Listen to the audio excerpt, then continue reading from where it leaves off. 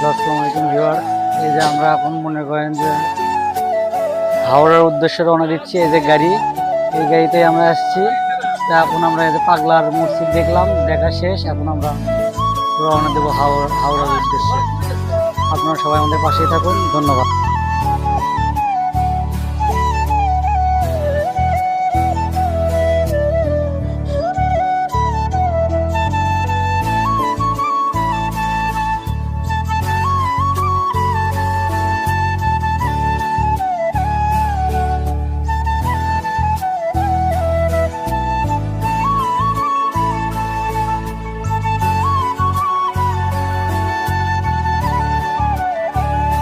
এই যে দেখুন, আমরা দুইজনে একদমই অ্যাক্সিডেন্ট করছি।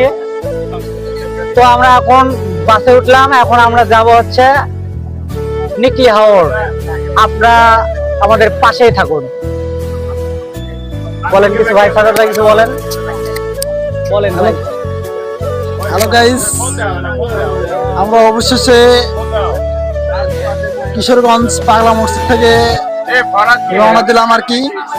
তবে এখন আমরা হচ্ছে কিশোরগঞ্জ সদর থেকে আপনার নিকলি হাওড়ের দিকে রওনা দেবো ইনশাল্লাহ। আপনার দোয়া ও ভালোবাসা রইলো, আমাদের পাশে থাকবেন ভাই। আপনার এই লং জার্নিটা কেমন লাগলো ভাইয়া? আলহামদুলিল্লাহ, তবে রাত্রে নাইট করছি তো আলহামদুলিল্লাহ অনেক ভালো লাগছে ইনশাল্লাহ।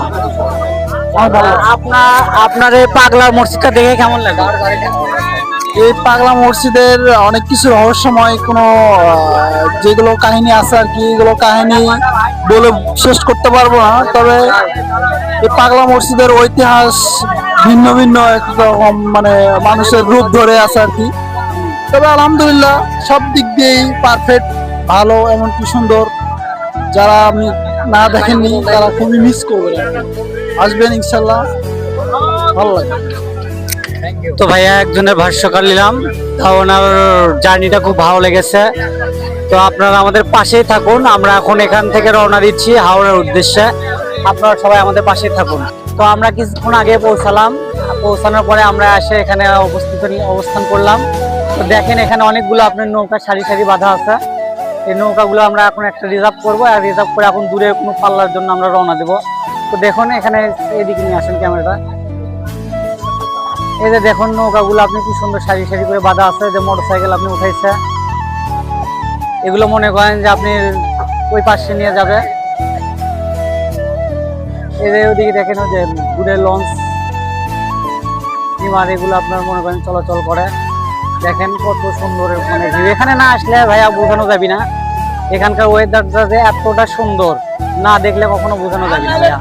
তাই আপনারা বাসায় বসে না থাকে, আপনারা মনটাকে ফ্রেশ করার জন্য আপনারা চলে আসুন কিশোরগঞ্জ নিকলি হাওড়। অনেক সুন্দর একদম একটা ভিউ আছে এখানে, ভালো লাগবে। তো ভাইয়ের সঙ্গে আমরা কথা বলবো, আসেন। তো ভাইয়েরা আপনার এখানে আছে। হ্যালো ভাইয়া, আপনি কোথা থেকে আসছেন ভাইয়া? বগুড়া। বুঝিনি। বগুড়া। বগুড়া, হ্যাঁ। কয়জন আসছেন আপনারা? আমরা ওই 60 জনের মতো। তা আপনি ড্রেস কেন এরকম ভাইয়া? আপনি ভাই আমি গোসল দেবো তো ওই দেখে আমি এরকম ড্রেস করছি। মানে গোসল করবেন আপনারা, ওই জন্য কয়জন আসছেন? 60 জন। 60 জনের মতো। ভাইয়া কোথা থেকে আসছেন? বগুড়া থেকে। বুঝিনি। বগুড়া থেকে। বগুড়া থেকে? জি। বগুড়া থেকে আপনারা কতজন আসছেন? 60 জন। আপনাদের এখানে আসে এই অনুভূতিটা কেমন লাগছে? ভালো লাগছে। ভালো লাগছে। এখানকার মানে আপনার আবহাওয়াটা মানে কেমন? খুবই ভালো লাগছে। আপনার কি ভাইয়া লঞ্চ কি ভাড়া করছেন না করেননি? আমার বড় ভাইরা করছে। বড় ভাইরা করছে। আপনি এখান থেকে কোথায় যাওয়ার মানে উদ্দেশ্য আছে? ওইদিকে জিলেট মানে ওইদিকে যাওয়ার উদ্দেশ্য আছে না? তো আচ্ছা ভাই, আপনার এক ভাই আমরা ইন্টারভিউ নিলাম। তো ওই ভাই আসছে হচ্ছে আপনার বগুড়া থেকে। তো ওদের আপনার মানে মানে ঘুরে ঘুরে আর কি দেখতেছে। তো দেখেন এখানে অনেকগুলো লঞ্চ আপনার বাঁধা আছে। এই লঞ্চগুলো মানে অনেক সুন্দর লাগতেছে। হ্যাঁ, তো এখানে যারা আসবেন অবশ্যই আপনারা মানে বুঝতে পারবেন যে এখানকার মানে ভিউটা কিরকম মানে ভালো।